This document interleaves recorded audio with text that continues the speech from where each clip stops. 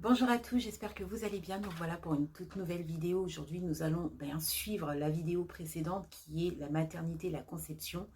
Et oui, puisque celle-ci fait partie du bloc 1. Alors, ne me posez pas des questions par rapport à ça, puisque normalement, celui-ci devrait être au bloc 2. Mais c'est comme ça, donc il faut la prendre dès le début. Donc, bloc 1 qui fait partie au module 1 et module 2, aide-soignant. Je me présente pour ceux qui ne me connaissent pas. Moi, c'est Louise Margotto, passionnée du monde soignant. J'accompagne depuis un certain nombre de temps les nouveaux élèves du nouveau référentiel à acquérir plus facilement leur diplôme à travers les réseaux sociaux, mais pas seulement, puisque je me déplace dans beaucoup d'IFAS. Certains ont pu me voir en réel et j'en étais ravie, puisque oui, effectivement, je me déplace dans différents IFAS, des structures telles que les MAS EHPAD au niveau national pour transmettre mes activités de formation. Aujourd'hui, c'est parti, nous allons travailler sur la suite du cours de la conception. Nous allons parler de la phase embryonnaire et d'autres éléments qui vont suivre. Le but, c'est de pouvoir finir ces synthèses de cours. Je t'invite à prendre des notes puisque tout ce que je te donne, c'est pour ta réussite.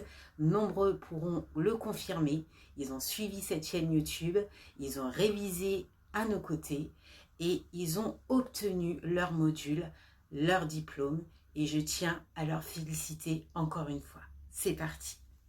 Parlons maintenant de la phase embryonnaire. Je t'invite à prendre des notes et à bien regarder tout ce que je t'affiche. Dès la première semaine, le bouton embryonnaire va donc s'aplatir pour former le disque embryonnaire. Les cellules donneront naissance à différents organes. Tout ça à partir de 3 tissus. Je t'invite à prendre note. Le premier tissu est l'ectoderme. Qu'est-ce que c'est que l'ectoderme? L'ectoderme va concerner la peau, les muqueuses, les tissus nerveux, les sens. Ensuite, vous avez le deuxième tissu qui va concerner l'endoderme. Va concerner les appareils, vous savez, l'appareil urinaire, digestif, respiratoire. Troisième tissu, c'est le mésoderme. Celui-ci est entre l'édoderme et l'endoderme et il va concerner tout ce qui est les os, les muscles et également les tissus sanguins. Maintenant, on va parler de la fin du premier mois. Qu'est-ce qui va se passer? Le cœur va recevoir du sang mélangé et oxygéné. Celui-ci va venir du placenta. Au deuxième mois de grossesse, qu'est-ce qui va donc se passer également? Le deuxième mois correspond à l'ébauche des organes. Les nerfs ainsi que les ganglions vont se former. L'embryon va donc baigner dans un sac de liquide qu'on appelle le liquide amniotique. Celui-ci est relié par le cordon. Pas que ça qui va se former, puisqu'il y a aussi les lobes pulmonaires qui vont se former. Bronches, créa, également les gros vaisseaux sanguins. Les premiers muscles vont ainsi se former. Moelle épinière. Non, non, non, non. Vous allez avoir aussi l'appareil génito-anal qui se forme au deuxième mois.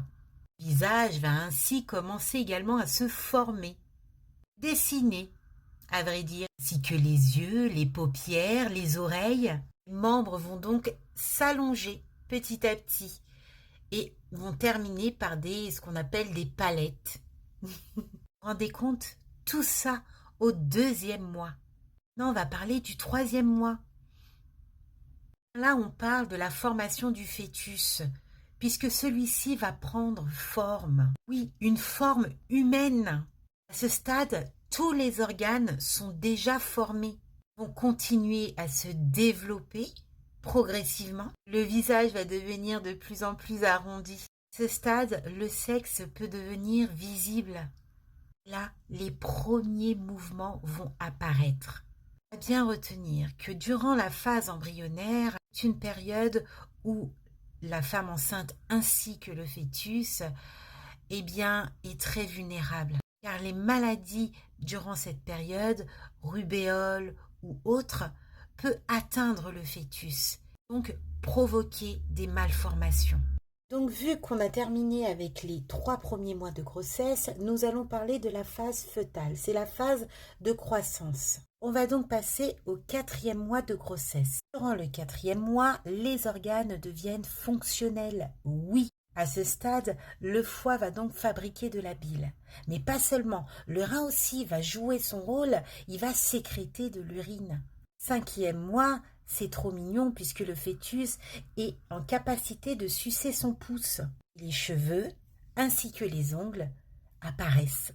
6e mois de grossesse, on dit que le fœtus est fiable puisqu'on estime qu'à ce stade-là, nous pouvons sauver le bébé s'il vient grand prématuré puisqu'il va peser environ 1,40 kg. À 7 et 8 mois, on estime que la respiration a atteint sa maturité. La peau va également s'épaissir et les yeux vont s'ouvrir.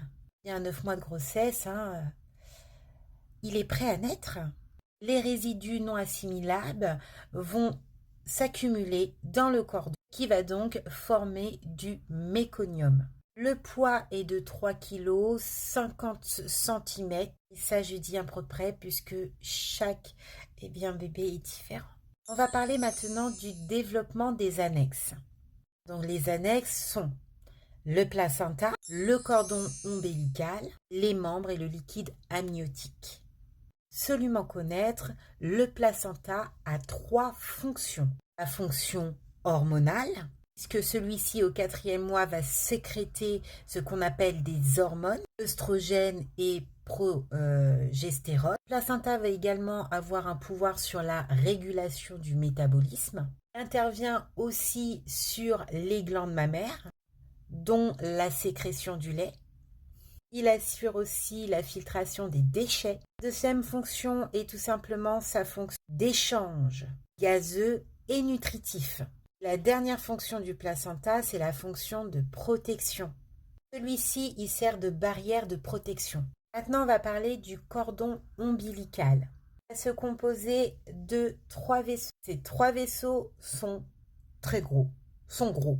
Vous avez la veine ombilicale qui va donc apporter au fœtus le sang oxygéné. Et vous avez également 2 artères ombilicales, le sang fœtal chargé de déchets vers le placenta. Maintenant, parlons des membranes. Si elles sont en nombre de 2, elles ont un pouvoir de protection contre les infections. L'os à bien reconnaître est l'enveloppe interne du sac ovulaire. Et vous avez le chorion qui est l'enveloppe externe. Maintenant, on va parler du fameux liquide amniotique. Celui-ci est le liquide dans lequel va baigner le fœtus. Celui-ci doit être surtout clair et inodore. Il protège, si vous voulez, des coups extérieurs, intérieurs. Il amortit également les bruits. Il maintient une bonne température, un pouvoir d'hydratation.